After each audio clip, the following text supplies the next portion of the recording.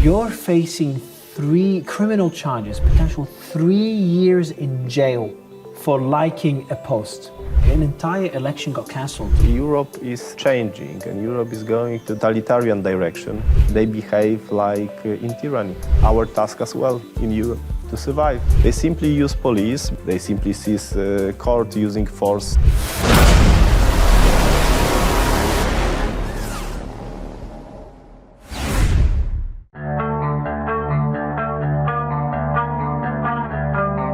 I think now under Trump presidency, It will be better. yeah, a lot of people are going back to the country. A lot of everything changed. The entire sentiment changed. Mm-hmm. But like seeing what's happening in Europe, like we were just talking about Georgescu, which is should be the president of Romania, and in my opinion will still likely be the president. But for you to say they might still be able to stop him, Brussels could still stop him, just shows how broken the system is. Like, what do you mean? Like, what do you mean stop him? How can you stop someone that won an election fair and square? So they tried to do it in the previous election, and they did it. So now they have an example, and in the future maybe they will try to find some legal point which they can use to stop this election, because they are corrupt. So, however. It will be very important to see how the citizens will react on this. So they've been very upset. Like, I've spoken to Romanians. I have one of my companies. I have a team in Romania, and when they saw me do the interview with Simeon a couple of months ago, they reached out to me. A lot of them are not political, but like, Mario, like, this is crazy. An entire election got cancelled. Didn't someone? I can't remember who it was, but didn't some European MEP? I can't remember who it was. Or commissioner that said, like, hey, we just did it in Romania, it worked, we can now replicate it in other countries. I'm paraphrasing. Do you remember when that leaked? Do you remember that statement? It wasn't even leaked, they said it publicly. I'm gonna try to find that statement. Someone said, like, hey, we just did it successfully in Europe. I've got it written down somewhere for my interview with Georgescu on Monday. Tomorrow. Really, I don't know, but I do know them.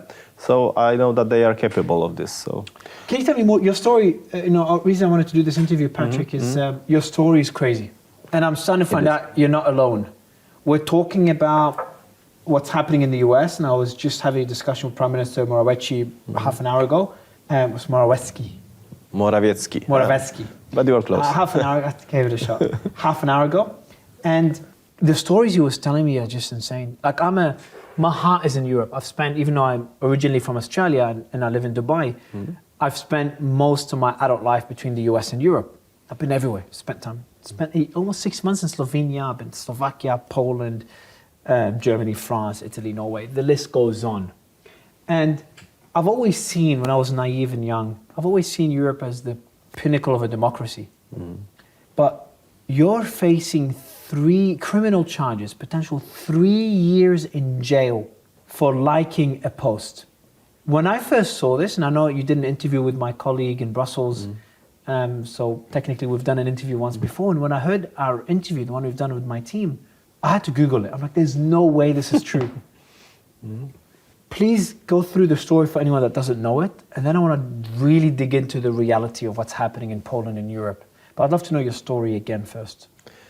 So I simply push a like on the official movie from my party. On Twitter? On Twitter. And it was movie presented the scene of real violence from migrants.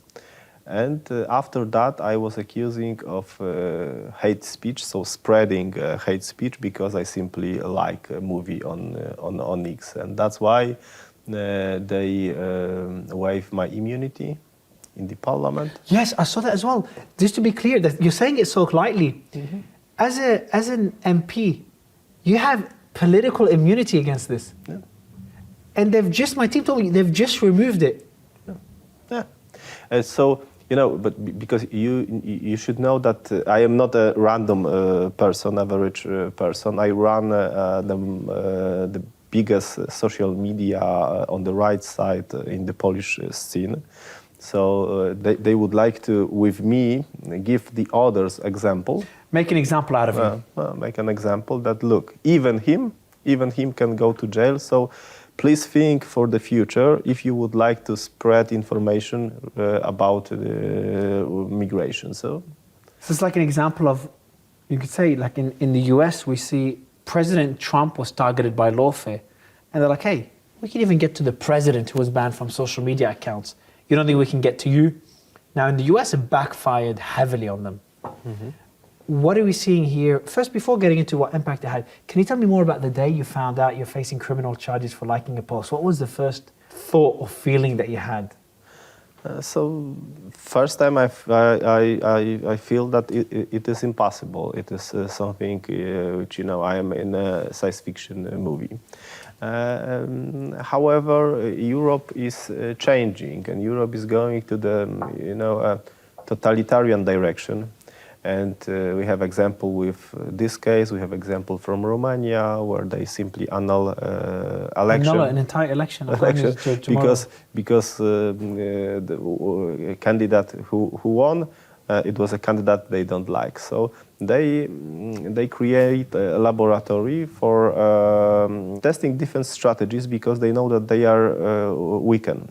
And you should know the background because. In the European Parliament, the leftist liberal elite, they are in charge since I remember. So now this is the first time when someone can replace them. And that's why they try to find the tools to stop us, even though this is the totalitarian tools. So annul election, put someone in prison. So in Poland now we are facing another laboratory because maybe you heard that the new government simply sees buildings with public media, with general prosecutor. They simply seize court using force. So this is something. They were in this building here. Yeah, not long ago. No, it's close to this building. Not exactly in this building, but close. I heard they tried to enter this building as well. They try, but they in the another. Yes, it was another case. However, they simply use police because in Polish system there is, if you would like to change national prosecutor, you need to have approval from President of Republic. But our prime minister, which is the part of the elites in the mainstream party in the European Union, they don't ask him. He simply use force. Exactly the same when it comes to public media. Exactly the same when it comes to courts. And after that, when the Constitutional Tribunal and Supreme Court rules that he should change his behavior, he simply disregards this statement. So this is another area of testing a new solution in democracy. And Donald Trump, like you mentioned, Donald Trump survived this whole attempt to... Survived and thrived. Yeah, true. And I think that this is our task as well in Europe. To survive, to simply survive, because they behave like in tyranny. But it feels in Europe it's much worse than what we're seeing in... Again, when I was with your prime minister, former prime minister, an hour ago, he was talking about how the centralization of power and the bureaucracy in Europe is far worse than what we're seeing in the US. I think Elon or someone said the same thing. Someone in the US said the same thing about Europe, that it's a lot worse than what we're seeing in the US. And the US is pretty bad. I saw an article 2 days ago that in the Pentagon, they were spending $1,500 for a cup of coffee. $1,500 per cup of coffee. And then the censorship we're seeing in the US is more covert. So it's like, hey, they talk to, Mark Zuckerberg was open about it. We saw that in the Twitter files. Government organizations or NGOs will try to influence those in the social media companies to censor certain accounts or censor certain words. So we're still very covert. What we're seeing in Europe is the blatant overtness of these requests. Yeah. Like, you're essentially just facing criminal charges for liking a post. I cannot imagine anything more extreme that I've ever seen in any democracy. I would still call Poland a democracy, even now. But it's definitely heading in a very dangerous direction. And what's also concerning is that, we're very critical in the West, very critical of countries like Russia or China. But then we're doing things that are, just as concerning in some cases. My question to you is, are we Like, first, how would you compare what's in Europe to the US? How much worse is it? Can you give me some more examples? Because when I spoke to the producer, Michael, he said that there's a lot of other stories like yours. Can you tell me some of those stories? Yes, of course, because, you know, the fight with freedom of speech, this is, and freedom at all, it is the recognizable sign of the leftist liberal elite in European Union. This is institutional, and this is the difference between EU and the US. I will give you an example. They present almost everywhere the bills about hate of speech. So this is a tool which they can punish everyone which they don't agree with him. Then they present a bill to limited freedom in internet, such as DSA. Another example. They appointed, the leftist government appointed lots of officers guarding political correctness. They have special tools to guarding political correctness. We experience someone in prison because they simply pray next to the abortion clinic. So we are talking about... Someone pray next to the abortion clinic and go to prison. This is the Great Britain, for instance. In the UK, it's crazy. In the UK, I know Tommy Robinson. I interviewed him before he went to jail. And they try to do it exactly the same in the European Union. So you know, they are constantly repeated that they would like to fight for freedom of speech, diversity, but in fact they looking into tyranny because they know that their agenda are false, they're bad, and it doesn't work. So that's why the real solution they have to limited freedom. And like I said, limited personal freedom, limited freedom in internet, limited freedom in traditional media. Do you heard that in German's media simply hide information about the serious rapes against women. So this is you can also find information about in Google. This is a level of censorship we're used to in the West, where there's a story that people want to bury, and that the mainstream media just buries it. So what is needed for Europe to change, like the US has? What could people, I'd say Europeans do, but what would people internationally do? My audience is global, so what would you say to them? So we simply need to replace these elites because they ruling since the beginning. They, you know, try to imagine a system where you have exactly the same parties in charge since 20 or maybe more years. So they behave like they can do whatever they want. So that's why we really need to replace them, and this is the only solution. That's why we created this M.E.G.A movement. I was going to ask about it. Like, it seems that M.E.G.A, which is Make Europe Great Again, is like the first real grassroots movement. It's not like I don't think it's even a party or anything. It's just a movement that's trying to change that status quo. Yeah, this is the first real movement. We encourage politicians in the European Parliament to fight against mainstream because in the past it was really soft. I think that the case of Donald Trump encouraged lots of people, lots of politicians, to do the same. So. And also the impact, you can add to it the impact of Elon and X. The Prime Minister was talking like this is making a big difference in Europe as well. Yeah, it's true, and thank you for mentioning about this because you know, Polish case, for instance, Polish case, but European case as well is that the traditional media is in the hand of the leftist.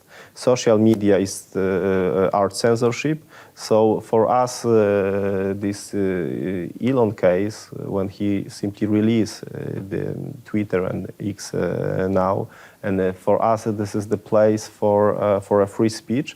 And of course, with this case, he encouraged, for instance, Facebook to do the same, Mark, Mark Zuckerberg to do the same. Without Elon, I don't think that Zuckerberg will did it. So the Prime Minister said it's a reincarnation of Mark Zuckerberg. It's like the new Mark Zuckerberg now. no, true.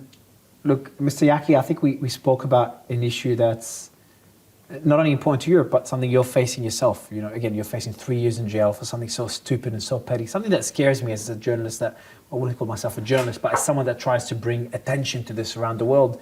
And I've had even in Brazil, they've launched an investigation into me, a federal investigation, because I've had journalists on my stage. They did one to Elon too, an investigation to me and Elon, because I had journalists on my stage that were censored in Brazil. That was 6 months ago or so, a year ago now, when X was banned in Brazil. And I worry about going to the UK. I have a business in the UK. I have a team there. I'm worried about going to the UK.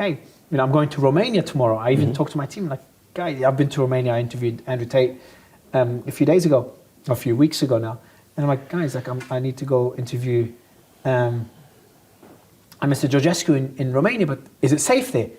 It's scary for me to imagine, because I'm having discussions with people like you, that I have to worry about lawfare coming after me and coming after other journalists like me and others like yourself that are trying to bring a difference in Europe, out of all places. It's a pretty scary world. I wish you all the best on your fight. I'm sorry for what you're going through, and I really appreciate you making the time for us to speak quickly. Thank you. Thank you so much for this opportunity. It's a pleasure. Thank you, Patryk. See you. Thank you.